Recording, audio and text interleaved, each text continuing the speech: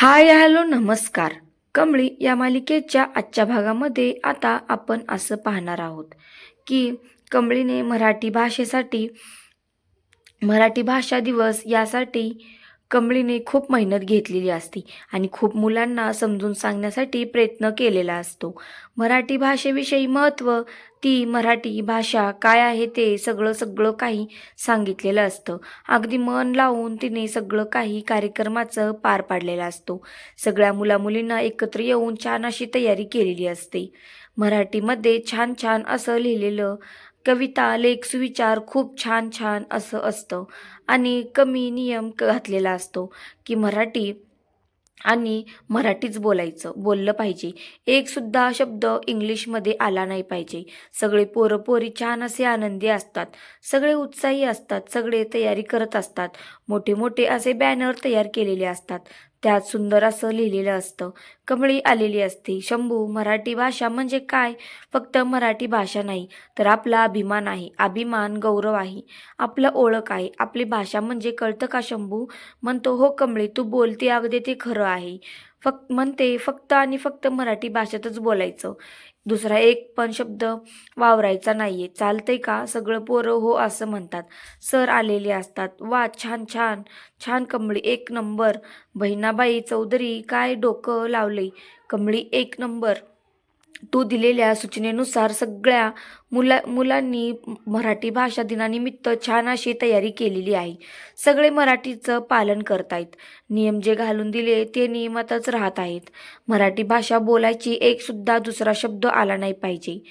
सगळं काही छान आणि व्यवस्थित चाललंय.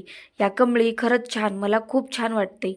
ऋषी फार असं कौतुक करतो आपल्या कमळीचं. म्हणतो, घरात एक किमया केलीच आहे, आता कॉलेजमध्ये सुद्धा सगळंच काही करून टाकलं. छान कमळी, खरंच तुला मानला हा. म्हणते, गुरुजी, बदल हा योग्य आहे आणि गरजेचा सुद्धा आहे. बदल हा झालाच पाहिजे. शिवाय आपल्या भाषा बोलत असताना इतर भाषा आलेल्या शब्द वापरतो. आज मराठी दिन निमित्त आपल्या भाषेतले पर्यायी शब्द वापरले तर त्याचे नॉलेजही वाढेल, त्याच महत्त्वाची वाढेल आणि कदाचित तोंडाला सरावही होईल त्या शब्दांचा. म्हणूनच हा सगळा खटाटोप घातलाय. बघू आता सगळं काही शेवटपर्यंत टिकतंय का गुरुजी? सगळ्यांना माहिती मिळणार ना? हो, म्हणून काहीतरी आगळा वेगळा कार्यक्रम. छान, तुझी कल्पना आवडली मला. कमळी हा पोरांनी त्यांच्यातच एक वेगळंच काहीतरी गेम चालू केलेला असतो की इंग्लिश शब्द सांगायचा, त्याला मराठीत काय बोललं ते सांगायचं. आपण याचे शब्द संग्रही वाढत असतो आणि प्रत्येकाची माहितीही मिळत असते. विचारतात की चष्म्याला मराठीत काय बोलतात. निंग्या आता तत्त मम करायला लागलेली असते. निंगेला लगेच कमळीकडे गेलेली असते. तू काय म्हणत होतीस ग कमळे? चष्म्याला चष्म्याचं म्हणत दुसरं काय म्हणायचं? निंग्या आता निंगेवर सगळे हसायला लागलेले असतात. इकडे आता अन्नपूर्णा आजी तिच्या रूममध्ये सगळं जेवढं नोकर वगैरे असतात त्यांना बोलवलेलं असतं. अन्नपूर्णा आजी म्हणतात, या इकडे, मुद्दाम तुम्हाला इकडे बोलवलं आहे मी. अन्नपूर्णा आजी म्हणतात, गेल्या काही दिवसात मला बरं वाटत नव्हतं, नीट काही कळत सुद्धा नव्हतं. त्या सगळ्या दिवसांमध्ये सगळ्यांनी, ही घरातली माणसं सगळ्यांना जपलं बरोबर. त्यांना खरंच तुमचे मनापासून आभार. अन्नपूर्णा आजीने अगदी हात जोडून त्या सगळ्या नोकर वर्गाचे आभार मानलेले असतात. एक जण म्हणते, मॅडम, अशी व्यवस्था होती ना की आमच्यापैकी कोणालाच ते बघवत नव्हतं. फार अशी वाईट तुमची अवस्था झालेली होती. मला कधी बरं वाटतं असं वाटत होतं. आम्हाला बरं झालं, तुम्ही लवकर बरे झाले. आम्हाला खरंच खूप छान वाटते. आणि म्हणतात, मला पूर्ण कल्पना, तुम्हाला काय वाटत असेल याची पूर्ण म्हणते, काम करते. सगळे मला जवळचे माझे आहात. अन्नपूर्णा आजी त्या सगळ्यांना म्हणते, मला खरंच सांगायचं आहात तुम्ही. मला जेव्हा बरं वाटत नव्हतं, मी एका ठिकाणी पडून होती, तेव्हा रागिनी, कामिनी तुमच्याशी बरं वागत होत्या की नाही? अगदी वाईटच वागणूक देत होत्या तुम्हाला. त्या कोणीच काही म्हणत तर नव्हत्या ना? मना घातलेले असतात त्यामधून अन्नपूर्णा आजीला तिचं उत्तर मिळालेलं असतं. इकडे आता कामिनी रागिनी विचार करत असतात की दरवाजाला कडी कोणी घातली असेल. रागिनी म्हणते, आई, त्या म्हातारीने घातली असेल का? नाही ग, ते नौकरांना जरा जास्तच शेफारले आहेत. पण ती म्हातारी कडिबिडी नाही घालू शकत. रागिनी, उगाच विचार करू नकोस. नौकरांना त्यांची एक तरी खूप वाढली आहे का? त्यांची एकी सांगते की बसते एकत्र होतात सगळे चांगली त्यांची युनिटी झाली आहे कधी नजरेला नजरसुद्धा मिळवतात आपल्याला, म्हणजे अजिबातच घाबरायला तयार नाहीत. म्हातारी नीट झाल्यावर हे नौकर वर्गांना सुद्धा चांगला जोप आलाय चांगलीच ताकद आल्यासारखं झालंय. तरी झाली की नीट आता वच घेणार बघ. रागिनी काय करणार आणि काय नाही कामिनीला असं टेन्शन आलेलं असतं. तरी त्या मेलेल्या अवस्थेत होती ना तेव्हाच पूर्ण मारून टाकायला पाहिजे होती. म्हणते आई काय करायला हवं होतं त्यापेक्षा काय करायला त्यांच्याकडे लक्ष दे. जे घडून गेलं त्या तुझ्या हातातच नाहीये त्याच्यावर नको चर्चा करू. पुढे तुझ्या हातात काय राहू शकत नाही त्याच्याकडे लक्ष दे. रागिनी कामिनीला अगदी स्पष्ट सांगितलेलं असतं. कळते का आई? आता रागिनी बोलायला लागते. आपण तिच्याशी कसं वागलो, तिला बरं नव्हतं असताना तिला जर कळालं तर, तिला जर आठवलं तर काय करेल याचा जरा तरी विचार आलाय का गाई तुला? रागिनी इतक्या घाबरलेल्या असतात की त्यांना पुढचं मरण दिसत असतं. अन्नपूर्णा आजी जिरवणार म्हणजे जिरवणारच आहे. सारखा दरवाजा वाजवत असतात. उघडा दरवाजा उघडा. कोणी दरवाजा उघडायला तयारच नसतं. नोकर माणसं शहाणी आहेत. शहाणी नाहीयेत, अति शहाणी आहेत. पण रागिनी आधी तुझ्या सासूला सांभाळा. ती भलतीच शहाणी व्हायच्या आधी तिला जरा दापात कुठे गावच्या बदामाचं दूध देते ना त्याच्यानेच शहाणी झाली असेल. ती म्हातारी कुशाग्र होण्यासाठी म्हणून एवढी हुशार होत चालली का म्हातारी? पण सगळं अचानक झालं. म्हातारीला सगळंच आठवायला लागलं तर आपली काय खरं नाही हा. आपल्याला पळून जाण्याशिवाय दुसरा पर्यायच नसते. आई आपण संपलो. कवी म्हणते नाही बेटा आपण संपलो नाही. असं नाही होणार. ऐकतेस का रागिनी? असं काहीच होणार नाही. अजिबातच घाबरू नकोस. तो मी काय म्हणते तिला सगळं आठवायच्या. आपण तिला पटवून द्यायचं की आपण तिच्या बाजूने होतो. किती तिची काळजी होती व आपल्याला वाटत होती. कळते का? म्हातारीला गुंडाळायचं प्रयत्न करायचा. तुझी सेवा केली, काय काय केलं सगळं तिला दाखवायचं. रागिनीला म्हणते सांगावं तर लागणारच. खोटं नाटक काहीतरी तिला सांगावं तर लागणारच आहे, जेणेकरून आपल्याला तिच्यापासून काही त्रास होणार नाही आणि ती आपल्याशी गोडगोड वागेल.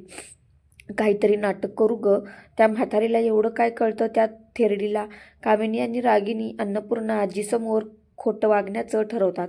रागिनी इतकी जोरात ओरडत असते, दरवाजा उघडा, दरवाजा उघडा. कोणी दरवाजा उघडत नसतं. दोघे आता आत कोंडून पडलेले असतात. इकडे अन्नपूर्णा आजीने सगळ्यांना हाताखाली धरलेलं असतं. मी काय विचारलं त्याचं उत्तर देताय का तुम्ही? खाली का माना घातल्यात? आजी म्हणते. गप्प का झाला? मला माहिती आहे तुम्ही खाली माना घातल्या, गप्प झाल्या. माझ्यावर खूप प्रेम आहे ना, हे तर मला माहितीच आहे. सगळ्यात महत्त्वाचं तुम्ही माझ्याशी खोटं बोलणार नाही याची मला खात्री आहे. या नोकरवर्ग सांगतात कामिनी रागिनी खूप वाईट वागायच्या, खूप त्रास द्यायच्या, खूप टॉर्चर करायच्या. सगळं काही त्यांनी सांगून टाकलेलं असतं. कामिनी किती त्रास दिला, रागिनीने काय काय केलं सगळं काय अन्नपूर्णा आजीला डिटेलमध्ये या नोकरांनी सांगितलेलं असतं. अन्नपूर्णा आजी म्हणत असतात ठीक आहे, हे सगळं असं झालं बरं. आजी बाबाकडे बघतात. बाबा अशी हो मान डोलावतात. अन्नपूर्णा आजीला कळतं की हे जे सांगतायत ते खरं आहे. अन्नपूर्णा आजी म्हणते आता मोठ्या नातीने माझ्याकडे काहीतरी मागितलं आणि ते मागितलंय ते मला द्यायलाच लागणार. ही इच्छा मला पूर्ण करायला लागणार. मुळे आता इकडे सगळे एक कार्यक्रम सुरू झालेला असतो आणि सगळी मंडळी येऊन बसलेली असतात. सगळी मराठी भाषा दिनानिमित्त सगळ्यांना खूप शुभेच्छा. आता मुख्यमंत्री म्हणजेच मुख्याध्यापक यांना विनंती करते. कमळी दीप प्रज्वलन करण्यासाठी स्टेजवर बोलवते. दीप प्रज्वलन झालेलं असतं आणि कार्यक्रमाला आता सुरुवात होते. छान अशी सुरुवात झालेली असते. सगळे टाळ्या वाजवत असतात आणि सगळ्यांमध्ये जोश संचारलेला असतो. माझी भाषा या निमित्त सगळ्यांना खूप असा आनंद झालेला असतो. मराठी भाषेचं कौतुक करणार असतात. आज कमळी असते, कमळीच्या मैत्रिणी असतात. तर मैत्रिणी अनिकाला आणि मैत्रिणींना हात पकडलेला. मला ऊन लागत आहे. अनिकाच्या मैत्रिणीने अनिकाच्या डोक्यावर हात पकडलेला असतो.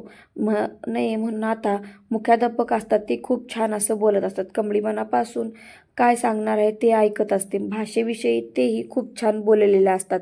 कधी कविता त्यांनी रचलेली असते, खूप सुंदर ऐकायला तर असली गोड असते. त्यांनी सरांनी सुद्धा छान असा अभ्यास, मुलांकडून चांगलीच काही माहिती घेतलेली असते. 2 शब्द संपवत मुलींनी आता छान टाळ्या वाजवलेल्या असतात.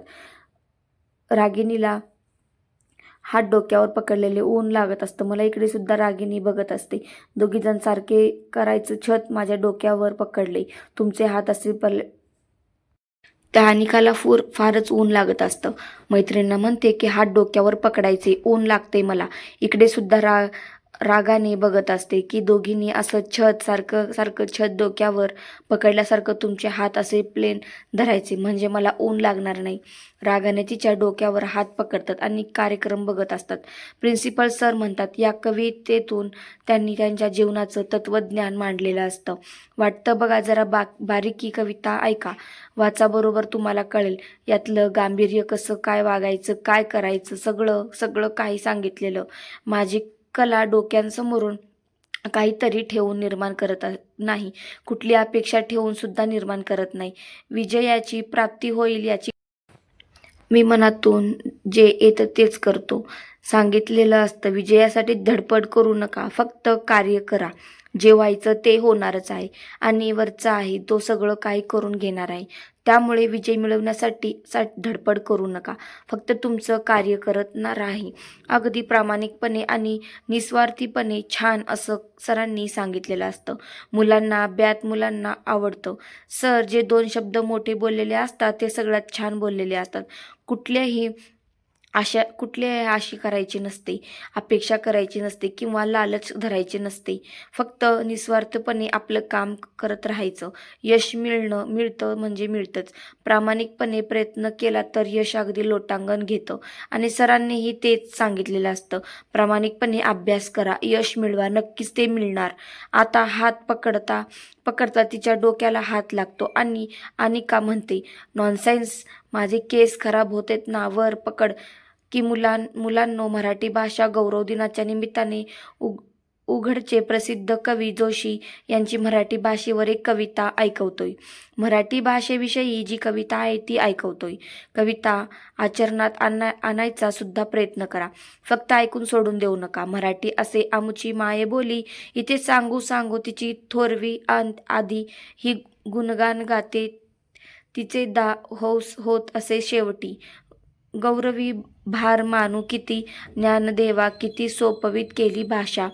तुम्ही लाविला वेल हा अमृताचा, तस्वाद आस्वाद घेतो आम्ही या ठिकाणी परकीचा. भाषा परदेशात अगदी तशीच भाषा बोलायची, ठिकाणी परकीच भाषा, तिथे कोणी मराठी बोलता. गरुडाप्रमाणे पंख फुटती आम्हाला, शब्दात सांगू गरुडांनो तिची खोल उंची अशी. उंच खोली मरेस्तवर जयानया भाषेचा, मराठी असे मायेबोलीची आमुची. मायेबोली ही माझी मराठी भाषा, मराठी असे आमुची, मराठी असे आमुची, मराठी असे आमुची. सरांनी खूप सुंदर अशा कविता सादर केलेल्या असतात आणि प्रत्येक ओळीमध्ये, प्रत्येक शब्दामध्ये असा अर्थ असतो. सरांनी कविता सांगायच्या आधी सुरुवातीला सांगितलेलं असतं की मी कविता सांगतोय, ती फक्त ऐकून सोडून देऊ नका. तिच्या प्रत्येक वाक्यात, तिच्या प्रत्येक शब्दामध्ये अर्थ आहे. तो शब्द अनुकरायचा, तो शब्द स्वतःमध्ये घ्यायचा प्रयत्न करा. खूप काही शिकवण्यासारखं आहे. म्हणते मुद्दामच हा उपक्रम राबवतोय आपल्या कॉलेजमध्ये या निमित्ताने जाणीव होणार, शब्द आपल्या कानावर पडतील, शिकायला मिळेल. विषयी जे ज्ञान आहे आपलं, जे अजून वाढणार आहे, त्यामध्ये भर पडणार. शब्दसंग्रह आहे तो वाढणार आहे. खूप छान कमळीने सुद्धा सांगितलेलं असतं की आजचा हा सगळा घाट कशासाठी घातला आहे, हा कार्यक्रम कशासाठी ठेवला आहे. म्हणते काय बोलते, आलो गेलो मला काही कळतच नाही, काय बोलते काय नाही, आणि दुसऱ्याला शहाणपणा शिकवायला लागलेली आहे. अशी मराठी तशी आली मोठी शहाणी. म्हणते अनिका, तुझं काहीच चुकत नाहीये, मला काहीच वाईट वाटत नाहीये. तू बोलते त्याबद्दल खरं सगळ्या लोकांना असं वाटेल की मी जे काही बोलते ते अशुद्ध भाषा आहे. आपली मराठी भाषा अनेक बोली भाषांना सजवली आहे. प्रत्येक भागामध्ये त्या मराठी भाषाला बोलतात, पण एक वेगळं शब्द, वेगळा लय, तिचा ठेका वेगवेगळा आहे. आपल्याला भागातील वेगळी मराठी भाषा बोलण्याची पद्धत न्यारी आहे. प्रत्येक 12 कोसावर त्याचं रोग बदलण्याची पद्धत बदलते. त्याची लय बदलते, त्याची झलक बदलते. कोणी अगदी ठेक्यात बोलतं तर कोणी रुडली बोलतं, तर वेगळे वेगळे कोणीशी पद्धत आहे. ऐरणी, वऱ्हाडी, कोल्हापुरी वेगळ्या अशा भाषा आहेत. मालवणी, कोकणी या प्रत्येक भागातल्या भाषा वेगळ्या मराठीच बोलतात. पण पात्र वेगळी. आणि का म्हणते, काय यार ही बोलते, बोर बोर करून टाकली, माझ्या डोक्यात जायला लागली, माझं डोकं खूप दुखतंय. एकदा सुद्धा झाली नाही कमळी तर थांबायचं नावच सुरू घेत नाही. राग आलेला असतो. म्हणते या वेगळ्या भागातल्या बोलीभाषा सुद्धा खूप छान आहेत आणि त्या त्यांच्या भागामध्ये वेगळ्या बोलल्या जातात. खूप छान हे सर्व कमळी सांगत असते. आणि सर्व वर्ग म्हणजे तिचा सर्व वर्गमित्र खूप छान असं ते तिची बोलीभाषा ऐकत असतो. आणि